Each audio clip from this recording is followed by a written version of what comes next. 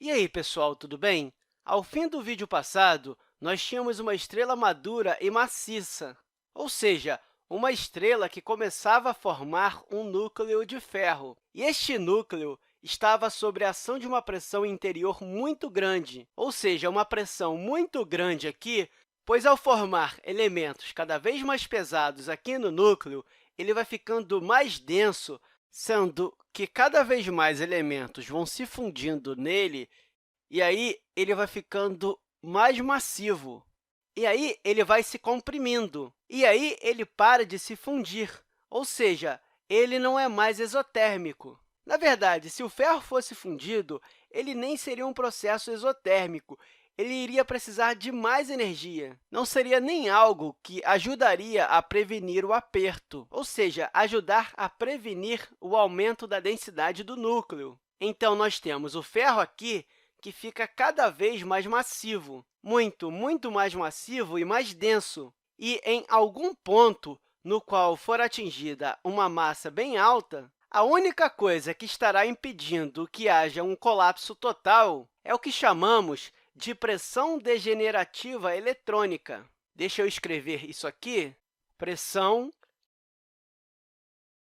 degenerativa eletrônica. E isso significa que nós temos todos esses átomos de ferro aqui bem próximos uns dos outros, sendo que a única coisa que o previne de entrar em colapso que é o fato de você ter estes elétrons aqui que estão sendo comprimidos juntos. E nós estamos falando de um estado de matéria inacreditavelmente denso. A pressão degenerativa eletrônica nos diz, basicamente, que os elétrons não querem estar no mesmo lugar no mesmo tempo. Eu não vou falar dos mecanismos quânticos, mas, de qualquer jeito, não tem como apertar esses elétrons aqui uns nos outros. E aí, isso, pelo menos temporariamente, impede um colapso maior de tudo isso aqui. E no caso de uma estrela menos massiva, como, por exemplo, uma anã branca, é assim que ela faz para manter o seu formato, ou seja, por causa da pressão degenerativa eletrônica. Porém, conforme o núcleo de ferro fica cada vez mais denso e mais massivo, e isso faz ter uma maior pressão gravitacional do nosso núcleo, e essa pressão gravitacional é tanta que, uma hora, a pressão degenerativa eletrônica cede. E aí, nesse momento, nós temos o que chamamos de captura de elétron. Então, deixa eu colocar isso aqui. Então, nesse momento, nós temos o que chamamos de captura de elétron, que nada mais é do que os elétrons sendo capturados pelos prótons do núcleo. Eles começam a desabar no núcleo. É meio que o oposto do decaimento beta negativo, no qual você tem os elétrons sendo capturados, os prótons sendo transformados em nêutrons e os neutrinos sendo liberados. E você pode imaginar a quantidade de energia que está sendo liberada disso. É meio que você está estabilizado e, de repente, você tem um colapso ainda maior. E agora, tudo que você tem, todos os prótons estão virando nêutrons, pois capturaram os elétrons. Você meio que terá um núcleo inteiro desmoronando em uma bola densa de nêutrons. Então, aqui você tem uma densidade de nêutrons.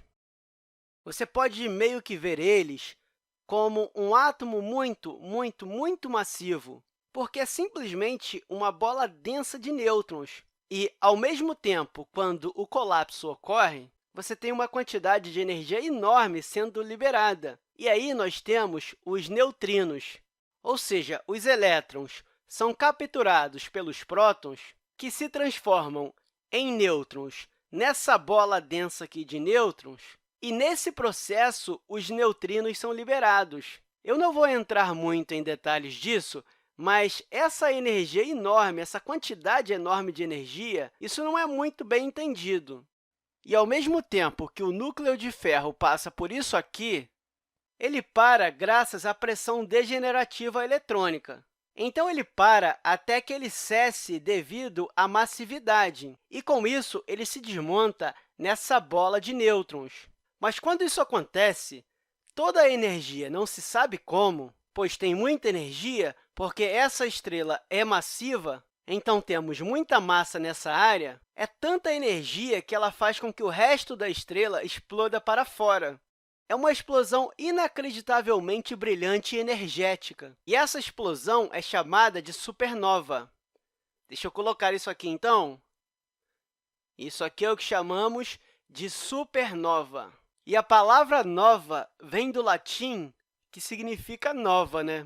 Talvez por não brilhar o suficiente para que nós a observássemos antes, brilhou tanto e daí que veio a ideia de algo novo. Então, uma supernova ocorre quando o núcleo de uma estrela muito massiva entra em colapso, e a energia liberada serve para explodir o resto da estrela em velocidades incríveis. Só para você ter uma ideia da quantidade de energia liberada em uma supernova, ela pode ofuscar uma galáxia inteira temporariamente, ou seja, uma galáxia com centenas de bilhões de estrelas. E uma outra forma de pensar é que ela pode liberar a energia igual à energia liberada pelo Sol em toda a sua vida. Ou seja, é uma coisa inacreditavelmente energética. Você pode ter materiais fora do núcleo que estão sendo lançados da estrela em porcentagens apreciáveis da velocidade da luz.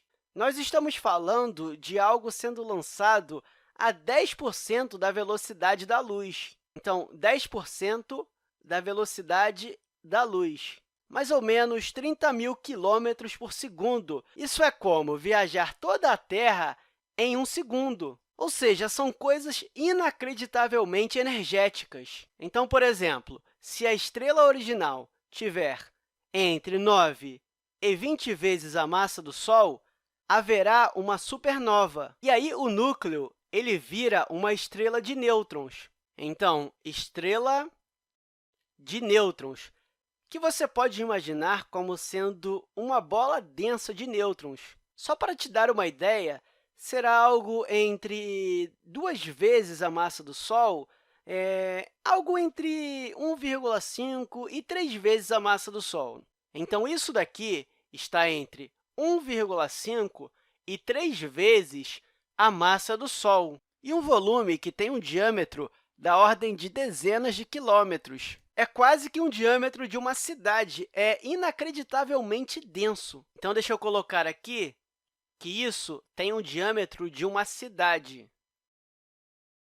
Nós sabemos que o Sol é muito grande se comparado à Terra, e que a Terra é gigante perto de uma cidade. Mas isso aqui é mais massivo do que o Sol, sendo comprimido até chegar ao tamanho de uma cidade. Ou seja, é denso demais. Então, se a estrela original tiver mais do que 20 vezes a massa do Sol, até a pressão degenerativa dos nêutrons irá cessar e ela virará um buraco negro. E eu poderia até falar mais a respeito do que acontece dentro de um buraco negro, mas, na verdade, isso ainda está em pesquisa. Então, não dá para saber exatamente o que ocorre, né? Mas ela se transforma em um buraco negro onde toda a massa é condensada em um ponto infinitamente pequeno e denso. Na verdade, é algo muito difícil de se imaginar. Nós podemos até ter uma noção, ou seja, haverá ainda mais massa do que 3 vezes a massa do Sol, uma quantidade altíssima de massa. Então, vamos visualizar isso aqui um pouco. E aqui nós temos uma nebulosa do Caranguejo, e ela está a 6.500 anos-luz de nós. Então, aqui nós temos uma nebulosa do Caranguejo, e ela está a aproximadamente 6.500 anos-luz de nós. Mas, se você parar para pensar, toda a nossa galáxia ela tem cerca de 100.000 anos-luz de diâmetro. E aí, se você for colocar isso em uma escala, a nossa nebulosa não está tão distante assim de nós, né? Na verdade, é uma distância muito grande, porque a estrela mais próxima de nós está a cerca de 4 anos-luz, sendo que o Voyager ele viaja a uma velocidade de 60.000 quilômetros por hora, e mesmo ele levaria cerca de 80.000 anos para chegar até lá. Então, isso daqui é uma distância muito grande, né? Mas acredita-se que essa supernova ocorreu há 1.000 anos aqui bem nesse centro aqui. Ou seja, nós deveríamos ter uma estrela de nêutrons. E aí, essa onda de choque aqui, isso seria o material viajando para fora da supernova por 1000 anos. E aí, o diâmetro dessa esfera de material, é de 6 anos-luz. Ou seja, esse diâmetro aqui é de 6 anos-luz aproximadamente. Na verdade, é uma nuvem de ondas de choque muito grande, né? E nós acreditamos que o nosso sistema solar começou a condensar por causa de uma onda de choque criada por uma supernova próxima. E entrando em uma questão que provavelmente surgiu no vídeo anterior, na verdade, isso não é muito bem entendido ainda, nós falamos que elementos como o ferro e o níquel podem ser formados no núcleo de estrelas massivas. Ou seja, quando uma estrela explode, muito desse material é lançado no universo, e é por isso que nós temos muitos desses materiais nos nossos corpos. Na verdade, nós não existiríamos se esses elementos não fossem formados nos núcleos das estrelas, ou seja, no núcleo das estrelas primitivas, que são estrelas que entraram em supernova há muito tempo. A questão é, como esses elementos mais pesados se formam? Ou seja, como conseguimos outros elementos mais pesados? Então, eles são formados durante a supernova. Ela é tão energética que você tem todo tipo de partícula fluindo para fora e para dentro. Para fora, por causa da força da onda de choque, e para dentro, por causa da gravidade. Meio que você tem uma mistura dos elementos sendo formados, e é aí que você tem a formação dos mais pesados. Todo Urano que nós conhecemos hoje na Terra devem ter sido formados em uma supernova de aproximadamente 4,6 bilhões de anos. E, dado esse valor de 4,6 bilhões de anos, baseado em como ela decaiu, e, claro, eu vou fazer um vídeo focando nisso, e é por isso que nós pensamos que o Sistema Solar formou-se a partir de uma supernova. Isso porque o urânio teria se formado próximo do nascimento do nosso Sistema Solar. E eu espero que você tenha achado esta foto aqui bem legal. E se você quiser procurar ela, você pode colocar nebulosa do caranguejo no Wikipedia. Você pode até dar mais um zoom aqui nessa imagem, e aí você vai ver quão fascinante ela é. Mas é isso aí, pessoal. Até a próxima aula!